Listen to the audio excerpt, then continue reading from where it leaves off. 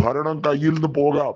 സ്വന്തം വിശ്വാസികൾ, അതായത് BJP സ്വന്തം വോട്ട് ബാങ്കായി കരുതുന്ന ഹൈന്ദവ വിശ്വാസികളുടെ വോട്ടുകൾ ഇനി കിട്ടില്ലയോ എന്ന ഭീതി അവർക്കിടയിൽ ഉണ്ടാകാൻ തുടങ്ങിയിട്ടുണ്ട്.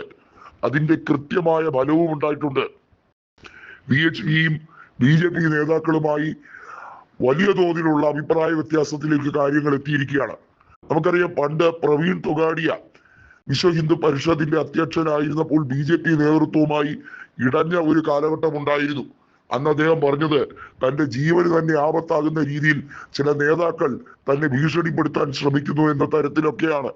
ഇവിടെ വെള്ളി വലിയ തോതിൽ അഴിമതി കാണിച്ചിരിക്കുന്നു. വെള്ളി വാങ്ങിച്ചതുമായി ബന്ധപ്പെട്ട്, ക്ഷേത്രത്തിലേക്ക് വെള്ളി ദാനം ചെയ്തതുമായി ബന്ധപ്പെട്ട് കോടികളുടെ ക്രമക്കേട് ഉണ്ടായിരിക്കുന്നു എന്നുള്ളത് ഉറപ്പിച്ചിരിക്കുകയാണ്.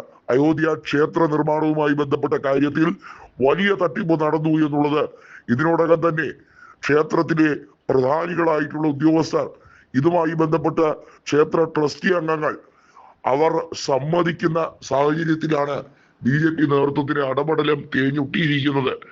കൃത്യമായി പറഞ്ഞാൽ അയോധ്യ ക്ഷേത്ര നിർമ്മാണവുമായി ബന്ധപ്പെട്ട കാര്യത്തിൽ ഒരു ജുഡീഷ്യൽ അന്വേഷണം വേണം എന്ന ആവശ്യം വീണ്ടും ഉയരുകയാണ്.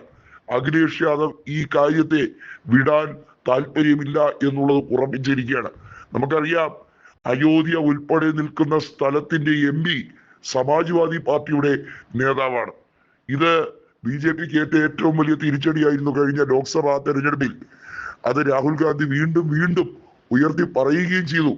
അതായത്, നിങ്ങൾ ഏതൊക്കെ ജനവിഭാഗത്തെ വെച്ചാണോ ഇന്ത്യയിൽ വിഭജന രാഷ്ട്രീയം കളിക്കുന്നത്, വർഗീയ ധ്രുവീകരണം ഉണ്ടാക്കാൻ ശ്രമിക്കുന്നത്, വർഗീയ ലക്ഷ്യത്തോടെ വോട്ട് നേടിയെടുക്കാൻ ശ്രമിക്കുന്നത്, അതേ നാണയത്തിൽ തന്നെ തിരിച്ചടിയുടെ കാലം വിദൂരമല്ല എന്നുള്ളത് ഉറപ്പിച്ചിരുന്നു.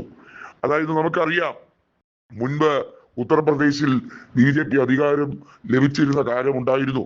രഥയാത്ര ഉൾപ്പെടെ നടത്തി കല്യാൺ സിംഗ് മുഖ്യമന്ത്രിയായ സാഹചര്യം നമുക്കാർക്കും മറക്കാൻ കഴിയുന്ന കാര്യമല്ല. പക്ഷേ ഇനി യോഗി ആദിത്യനാഥിന് തുടർഭരണം കിട്ടാൻ അല്പമല്ല നല്ല പോലെ വിയർത്തും അധികാരം നഷ്ടപ്പെട്ടേക്കാനുള്ള എല്ലാവിധ സാധ്യതയും കാണുന്നുമുണ്ട്.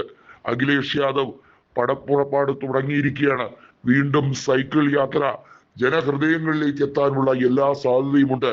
2012 224 സീറ്റുമായി അഖിലേഷ് യാദവിന്റെ സമാജ്വാദി പാർട്ടി എല്ലാ പാർട്ടികളെയും പിറകിലാക്കിക്കൊണ്ട് അധികാരം നേടിയെടുത്തതുപോലെ ഇക്കുറി സമാജ്വാദി പാർട്ടി കോൺഗ്രസുമായി ചേർന്നുകൊണ്ട് വലിയ തരത്തിലുള്ള മുന്നേറ്റം നടത്താൻ സാഹചര്യം അണിയറയിൽ ഒരുക്കിക്കൊണ്ടേയിരിക്കുകയാണ്.